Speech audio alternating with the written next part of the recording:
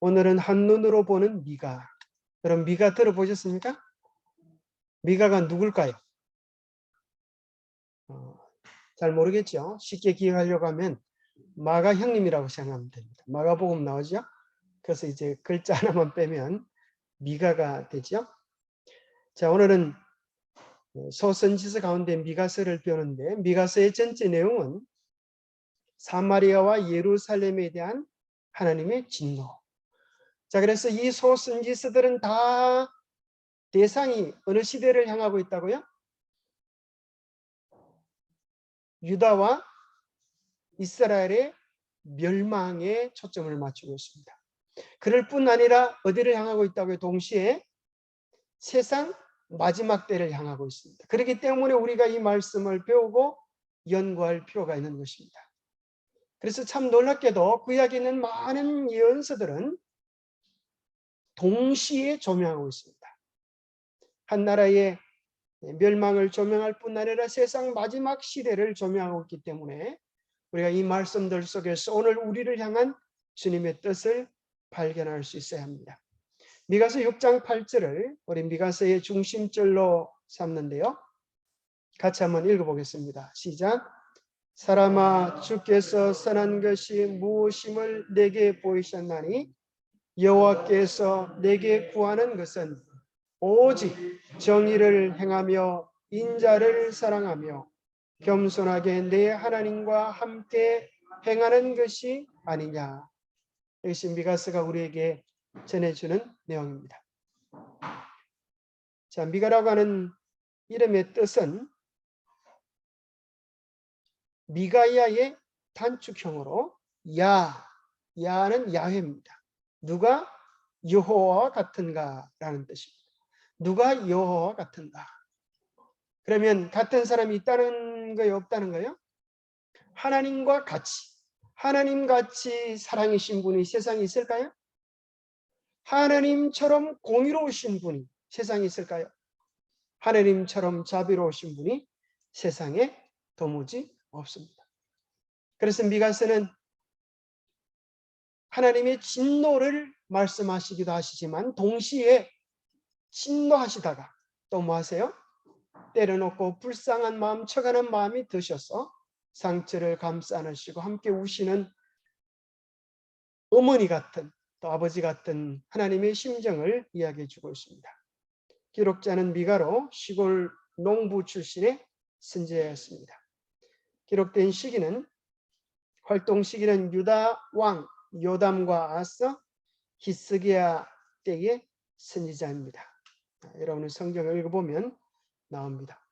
북왕국 사마리아와 남왕국 예루살렘을 동시에 활동했던 선지자입니다. 남북 왕국의 운명에 대하여 이야기하고 또 이사야와 호시아의 동시대 인물입니다. 기원전 735년부터 710년경까지로 추정합니다. 기록 배경은 유다와 이스라엘에 임할 임박한 심판에 대하여 경고하고 그 당시 종교적 부패와 사회적 불의를 책망하십니다.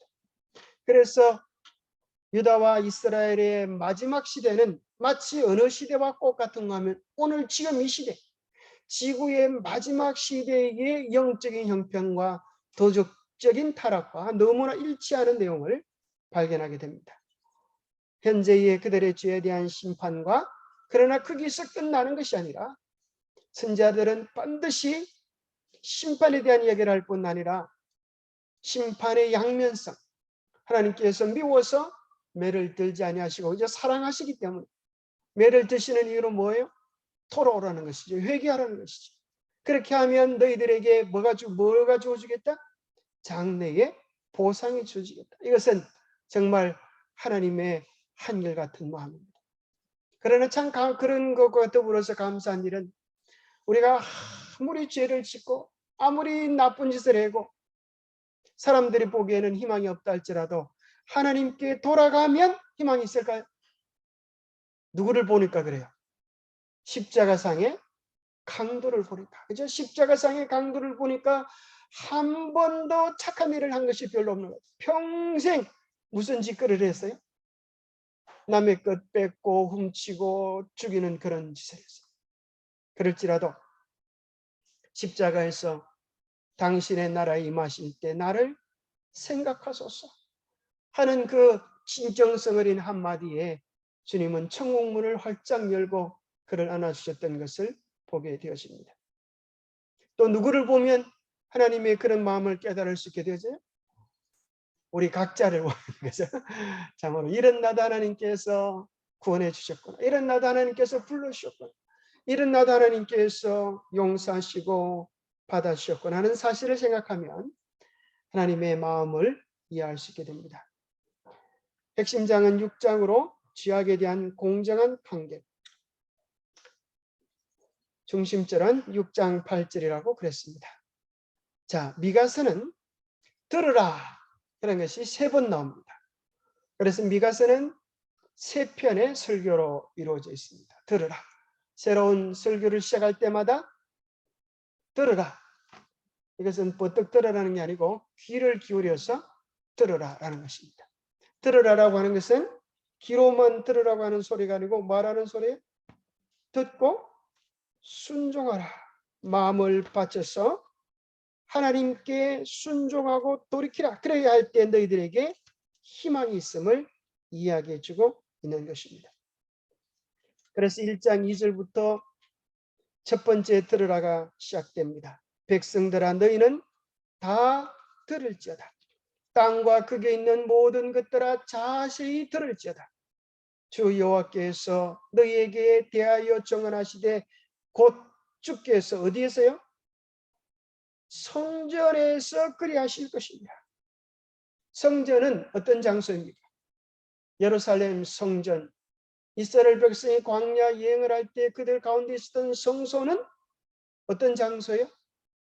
첫 번째는 어떤 장소입니까? 성소, 성전 그러면 어떤 장소예요?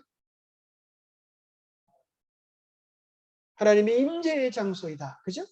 내가 거기서 너희를 만나리라. 하나님의 임재의 장소. 또 성소는 어떤 장소입니까? 우리의 죄가 용서받는 구원의 장소입니다. 그래서 죄를 지면 양과 염소를 가지고 와서 성소로 가서 내 죄를 대신하여 양을 죽이면서 우리의 모든 죄가 용서받는 대속자이신 그리스도를 바라보는 것이 성소입니다. 그럴 뿐 아니라 성소는 심판의 자리이기도 합니다.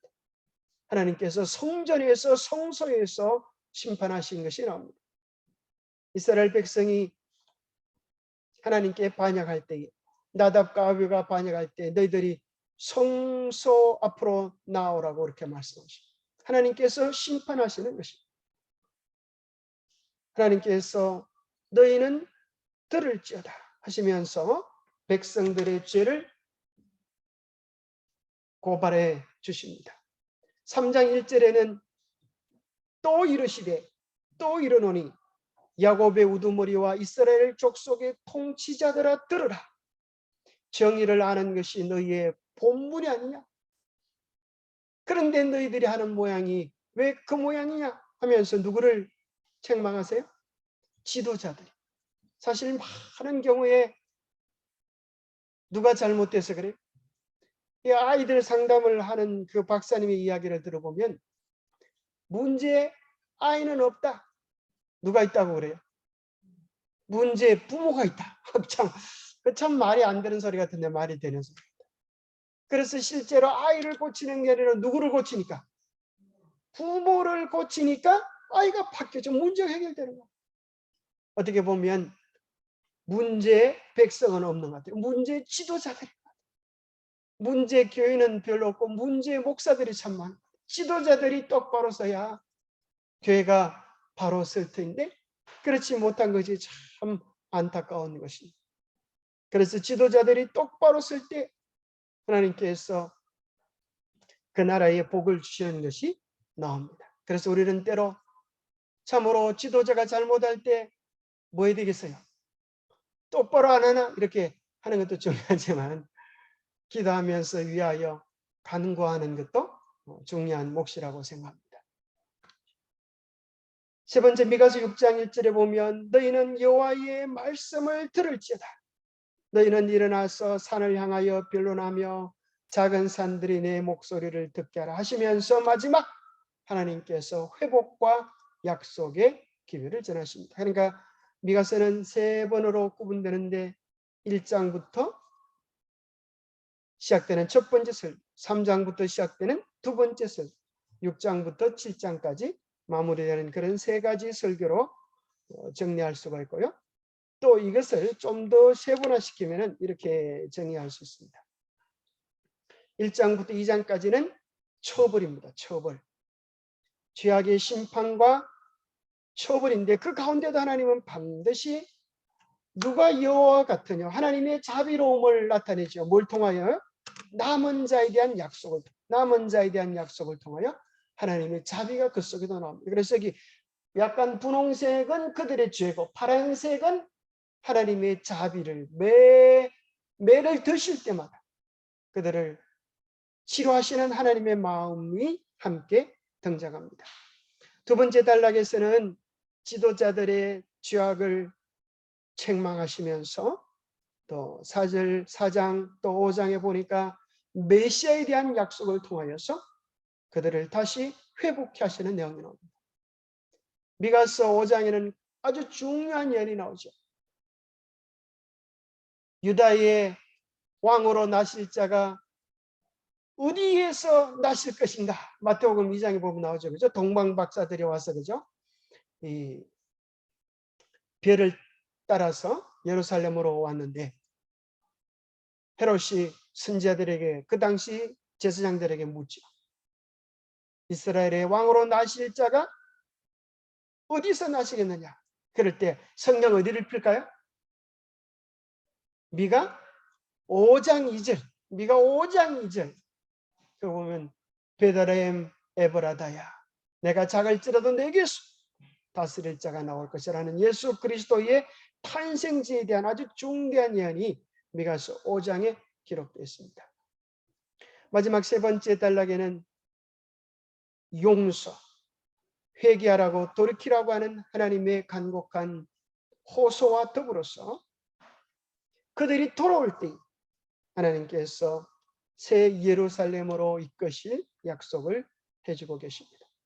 그래서 딱 3가지 단어로 정의한다면 징벌, 약속, 용서 이렇게 나눌 수도 있어요. 징벌, 약속, 용서.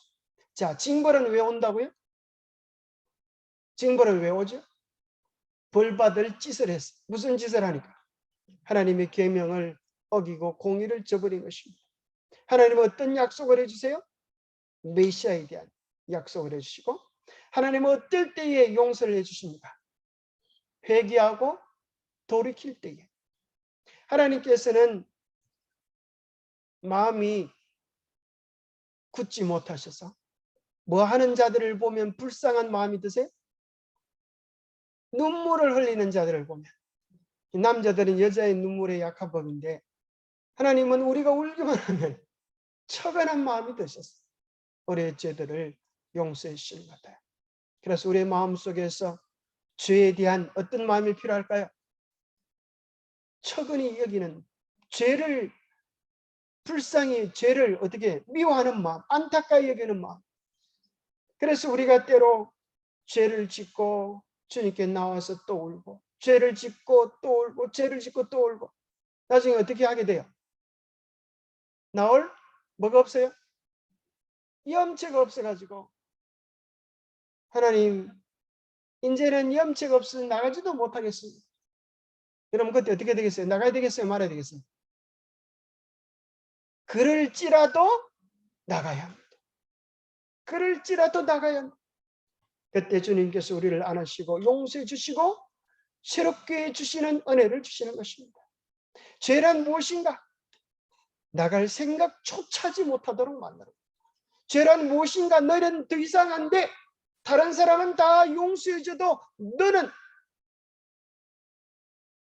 은혜의 선을 벗어났어. 이렇게 말하는 것이 사단의 속삭임입니다. 누가 그 속삭임을 듣고 운명이 끝이 났죠? 사울입니다. 사울. 하나님의 음성이 들리지 않으면 어떻게 해야 되겠어요? 회개하고 주님께 용서를 빌고 눈물을 흘리고 탄원하면 될 텐데 누구를 찾아가죠? 엔돌의 신접한 여인을 찾아가서 귀신에게 가니까 귀신의 소리를 듣는 것입니다. 귀신이 뭐라 그래요? 너는 끝장났다. 너에게는 도무지 희망이 없다. 하나님은 너를 버렸다. 그렇게 하는 것입니다. 하나님은 언제나 우리를 향하여 두 팔 벌리고 계시는 것입니다. 하나님의 회개를, 하나님의 용서의 초청을 거절하지 않게 되기를 바랍니다. 자, 그러면 이스라엘과 유다의 죄가 도대체 무엇인가? 여기 보니까 미가서 1장 5절, 여러분 성경책 있으면 그래도 미가서를 한번 펴보시기 바랍니다. 미가서를 공부하니까 미가서가 어디 있는지 한번 만져는 봐야 되지 않겠습니까? 자, 1장 5절 한번 같이 읽어보겠습니다. 시작. 다 야곱의 허물로 말미암음이요 이스라엘의 족속의 죄로 말미암음이라. 야곱의 허물이 무엇이냐? 사마리아가 아니냐? 유다의 산당이 무엇이냐? 예루살렘이 아니냐? 여기 두 가지 나라를 다 얘기하고 있어요. 야곱은 어디를 얘기할까요? 이스라엘은 바로 그 밑에 보면 뭘 보면 나와요? 사마리아는 어느 동네의 수도예요? 북방 이스라엘의 수도. 예루살렘은 남방 유다의 수도. 그런데 그들이 다 무슨 죄를 짓고 있는가 하면 허물이 무엇이냐 한 다음에 유다의 산당이 무엇이냐? 하나님을 섬겨야 되는 그 예루살렘 성전 안에 뭐가 있다는 거예요? 이방신을 섬기는 산당, 이방신에 대한 제사가 웬 말이냐? 열왕기상 16장 23절부터 33절을 참조해 보면 우리 주석에 보면 이렇게 나옵니다. 사마리아와 예루살렘은 각각 이스라엘과 유다의 수도로서 우상 숭배와 뭐의? 죄악의 중심지가 되었다. 사마리아는 악한 오므리가 건축했는데 그의 아들 아합은 자기 부친의 자취를 따랐으며 그곳에 뭘 세웠다? 바알의 산당을 세웠다. 그래서 보니까 가장 중요한 두 도시가 우상 숭배의 죄악으로 가득 차 있는 것을 발견하게 됩니다. 하나님을 마땅히 섬겨야 되는 그곳에서 우상을 섬기는 것입니다. 마지막 시대도 그러한 일이 있을까요? 요한계시록에 그런 얘기를 해주고 있는 것입니다. 음녀라고 이야기하는 것입니다. 마땅히 하나님께 순결한 예배를 드려야 할 터인데 바빌론의 거짓된 가르침에 취한 교회들이 신앙의 정조를 잃고 하나님을 바로 섬기지 않고 태양신 우상에게 경배하는 일들이 교회 안에 있다고 하는 사실을 이야기하는 것입니다. 그러면서 그 죄의 결과로 무슨 일이 일어납니까? 1장 6절에 보니까 이러므로 내가 사마리아를 들의 무더기 같게 하고 포도심을 동산 같게 하며 또 그 돌들을 골짜기에 쏟아내리고 그 기초를 드러내며. 사마리아와 예루살렘이 뭐 한다는 얘기예요? 들의 무더기 같게 하고 다 무너져서 그냥 흙더미로 변해버리겠다는 거예요. 마태복음 14장에 예수님께서 예루살렘의 멸망을 말씀하시는데 구약에도 뭐가 나와요? 예루살렘의 멸망이 미가서에 나오는 것입니다. 그러면서 바로 그 예루살렘이 하나님을 바로 예배하는 예배의 정신에서 떠나니까 뭐가 되는 거예요? 뭐가 될까요? 자, 예루살렘이 하나님을 예배하는 바른 방법과 정신에서 떠나면 뭐가 될까요? 그럼 맞춰보세요. 예루살렘이 하나님께 바르게 예배하는 그 정신에서 떠나면 뭐가 됩니까? 뭐가 될까요? 바로 바벨론이 되는 것입니다. 바벨론이 딴 게 아니에요. 바로 산당이 되고 바벨론이 되는 것입니다. 그래서 미가서 2장 10절에 보면 이것은 너희가 쉴 곳이 아니니 일어나 떠날지어다. 왜요? 교회가 바벨론이 되었습니다. 교회가 바른 진리가 선포되지 않고 거짓 우상을 숭배하는 제도와 가르침이 교회에 가득 차 있습니다. 그것을 성경에는 음료의 포도주에 취했다 그럽니다. 그 포도주라고 하는 것은 거짓 가르침을 이야기하는 것입니다. 거짓 가르침이 교회에 가득 차 있으면 하나님은 이야기하는 것입니다. 이곳은 네가 쉴 곳이 아니니 일어나 떠날지어다. 이는 그것이 이미 더러워졌음이니라. 그런즉 반드시 멸하리니 그 멸망이 크리라. 마치 무슨 내용 같아요? 계시록 14장에 나오는 둘째 천사의 기별. 무너졌도다 무너졌도다 큰 성 바빌론이여. 그 예언과 똑같은 것입니다. 내 백성아 거기서 나오라 부르시는 것입니다. 야곱아 내가 반드시 너희 무리를 다 모으며 내가 반드시 이스라엘의 남은 자를 모으고 그들을 한 처소에 두기를 보스라의 양떼같이 하며 초장의 양떼같이 하리니 사람들이 크게 떠들 것이냐. 자, 여기 보니까 너희들은 죄를 짓고 바빌론의 가르침을 받아들여서 다 무너지지만은 하나님의 자비하심은 그 가운데서 누구를 불러내시겠다고요? 이스라엘의 남은 자를 모아서 한 처소에 두겠다. 그 가운데 진리를 사모하고 말씀을 사모하고 주님의 뜻대로 살기 원하는 백성들을 하나님께서 불러내시겠다. 예수님께서는 이렇게 말씀하셨어요. 이 우리에 들지 아니한 다른 양들이 내게 있어 내가 인도하여야 할 테이니 그들도 내 음성을 듣고 한 무리가 되어 한 목자에게 있으리라. 마지막 때에 참 진리를 찾아서 달려오는 마지막 진리 회복의 운동이 일어날 것을 이야기해주고 계시는 것입니다. 미가서 1장 10절부터 이제 두 나라에 대한 두 도시에 대한 형벌, 어디요? 사마리아와 예루살렘에 대한 징벌을 얘기하신 다음에 그 다음부터 이제 10도시가 나와 총 12도시에 대한 징벌이 나옵니다. 그런데 참 재밌게도 이 미가라고 하는 사람은 워드플레이를 이렇게 많이 해요. 워드플레이 같은 말을 가지고 연결되어서 그렇게 표현하는 것이죠. 가드에 알리지 말며 도무지 울지 말지어다. 이 가드라고 하는 동네 1번 적히죠. 그 다음에 베들레 아브라에서 티끌에 굴렀도다. 이 가드라고 하는 말은 이 나가드에서 온 말로 고하다, 이야기하다 그런 소리. 그러니까 동네 이름의 뜻이 뭐예요? 고하다인데 고하다라고 하는 동네에 고하지 말아라. 이렇게 워드플레이죠. 고하다고 하는 동네에 고하지 말아라. 그 다음에 베들레 아브라가 무슨 뜻인가 하면 이 히브리 원문이 우리나라 말하고 좀 비슷해. 아프라 이런 뜻이면 티끌 마을의 사람들아 티끌에 굴러라. 티끌 동네 사람들아 티끌에 굴러라. 이 뭔가 하면 나가드 지방에 카드 지방에 재난이 갑자기 온다는 거야. 하나님의 심판이 갑자기 올라와서 알릴 길을도 없다는 거야. 티끌 동네 사람들아 티끌에 굴러라. 이게 무슨 소리? 그 동네에 우상 숭배로 인하여 하나님의 말씀을 잘 지키지 않음으로 인하여 고통과 애통이 함께하겠다. 사빌 주민아 너희는 벗은 몸에 수치를 무릅쓰고 나갈지어다. 이 사빌이라고 하는 동네 이름의 뜻은 아름답다고 하는 건데 그 이름과 연관되어졌어.